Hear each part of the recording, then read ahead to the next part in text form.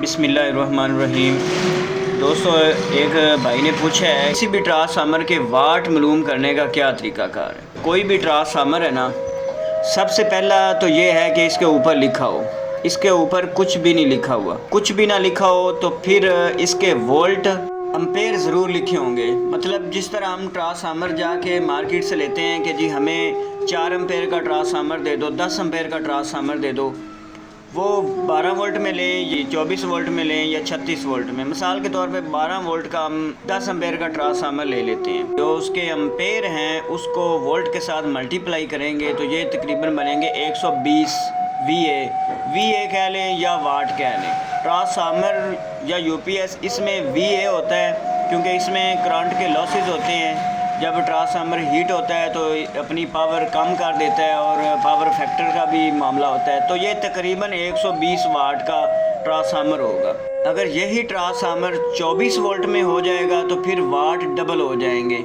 जिस तरह के आप उसको मल्टीप्लाई करें, 24 को 10 के साथ ज़रब करें तो फिर ये कितने वाट का बन जाएगा। तीसरा तरीका ये है कि अगर उसके ऊपर कुछ भी नहीं लिखा हुआ, ये तो मैंने बताया है ना कि इसके ऊपर लिखा हुआ है कि वोल्ट लिखे हुए हैं और उसके अलावा एम्पेयर लिखे हुए हैं। अगर कुछ भी नहीं लिखा फिर कैसे चेक करते हैं। फिर दोस्तों, ट्रांसफार्मर के ऊपर जो हम 12 वोल्ट, ये देखिए नज़र ही नहीं आ रहा। अच्छा, इसके अंदर अगर जिस तरह मैंने पहले वीडियो डाली है कि उसके अंदर मैंने ऊपर डाला है जी 13 नंबर, मिसाल के तौर पे उस पर आप लगा देते हैं 20 नंबर। तो 20 नंबर जो है वो तकरीबन 2 एम्पेयर जो है ना वो बर्दाश्त कर सकता है। तो उसका क्या हिसाब है कि हमें अंदाज़ा होना चाहिए कि 20 नंबर 22 नंबर कितने एम्पेयर मैक्सिमम उठा सकती है, 18 नंबर है, 16 नंबर है, 14 नंबर तकरीबन 10 एम्पेयर तक इजीली उठा सकती है। या तीसरा तरीकाकार है, तार के बाद उस ट्रांसफार्मर को करंट दें, उस पर 12 वोल्ट का लोड लगाएं और फिर उसके वोल्ट और एम्पेयर चेक करें। जब वोल्ट ड्रॉप होकर बैठ जाएंगे, कितने वोल्ट उसके रह गए हैं और कितने एम्पेयर लोड उठाया है, उसका वो भी तरीकाकार है। और एक और तरीकाकार भी मैं आपको बता, जो कल ट्रांसफार्मर बनाया है 1.5 ज़रब 2.5 के अंदर, उस कोर्स से भी आप अंदाज़ा लगा सकते हैं कि 1.5 ज़रब 2.5 मल्टीप्लाई करें तो तकरीबन 3 इधर मैंने लिखा है 3.75 बनता है। तो ये तकरीबन 400 वाट के लगभग अंदाज़ा हो जाता है कि हम जिस तरह 1000 वाट का यूपीएस बनाते हैं। 2 ज़रब 3 अजान हो रही थी तो उसके नीचे जो है ना मैंने लगाया है 21 नंबर। तो 21 नंबर की कैपेसिटी तकरीबन आप लगा लें 2 एम्पेयर।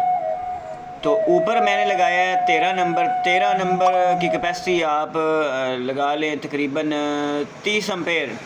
अब मैं आपको समझाता हूँ कि 500 वाट हमारा लोड किस तरह उठाता है, तो हम किस तरह तसव्वुर करते हैं। अगर आउटपुट की बात करें तो हम उस पे कहते हैं जी छत वाले 3 पंखे आप चला सकते हैं 500 वाट के यूपीएस पर। 500 वाट के 3 पंखे बनते हैं क्या तकरीबन 350-400 वाट। कुछ लाइटें वगैरह भी चल जाती हैं। और अब 12 वोल्ट वाली साइड पे आएँ तो जब एक हम 100 वाट की चीज़ चलाते हैं ना तो 12 वोल्ट पे 10 एम्पेयर लोड पड़ता है बैटरी पर। तो 3 पंखे चलाएं तो 30 एम्पेयर लोड पड़ गया।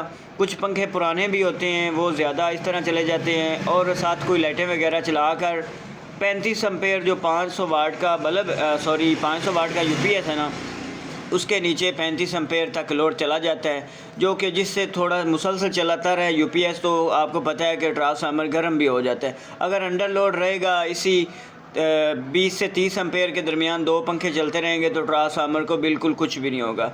ये होता है तकरीबन वाटेज मालूम करने का और सारे तकरीबन इसके अंदर ही अंदाज़े होते हैं। मज़ीद जो थ्योरी वाला है वो शायद अभी मैं वीडियो यूट्यूब पे डाल दूँगा। जिस तरह दोस्त पूछते हैं, काफ़ी सारे कमेंट्स आते रहते हैं लेकिन कभी इतना टाइम नहीं मिलता कि हर कमेंट्स के ऊपर वीडियो बनाई जाए। इंशाअल्लाह इसका तसलसल करेंगे। एक और तरीकाकार भी है कि हम यही ट्रांसफार्मर के ऊपर मैं बात करूंगा कि ये जो मैंने 500 वाट का ट्रांसफार्मर बनाया है, इसके हम वैसे तो आउटपुट पे रखते हैं 260 वोल्ट, लेकिन अब फिक्स वोल्ट कर दें तो उस पे रखते हैं तकरीबन 235, 36 या 40 वोल्ट।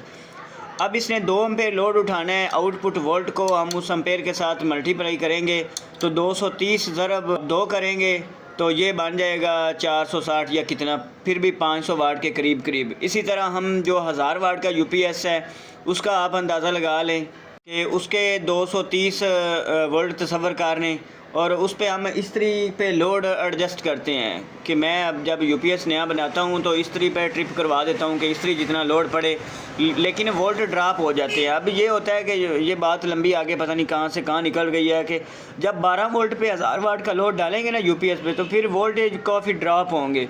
तो 4 एम्पेयर का अगर आपका लोड है तो फिर आप उसको 24 वोल्ट के अंदर आगे ऊपर ले जाएं।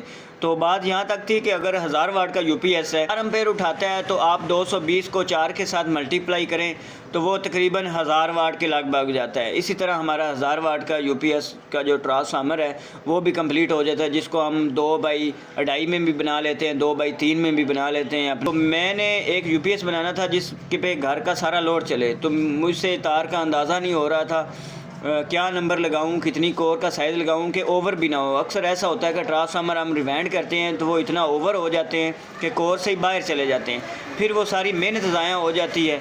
तो वो जब इस तरह का फार्मूला बंदा एक बना लेता है ना, तो वो फिर बंदे को याद रखना पड़ता है।